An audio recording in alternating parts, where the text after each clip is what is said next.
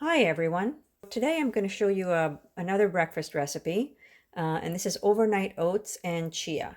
So in this bowl, I've got 5 just regular tablespoons, soup spoons of oats.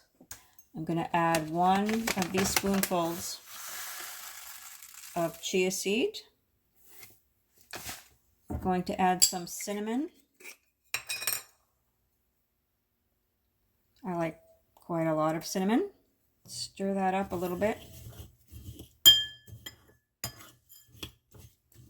And then I'm going to add some almond milk.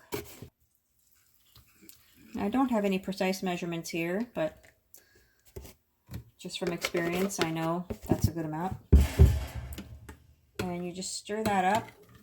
It's quite liquidy now, but of course in the morning the chia seeds are gonna absorb a lot of liquids and the oats as well, and it'll have a completely different texture by morning. So I'm just going to put a cover on that and put it in the fridge and show it to you in the morning.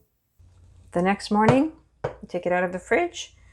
You've got breakfast ready to eat. It's perfect on a hot Florida day, a nice cool breakfast.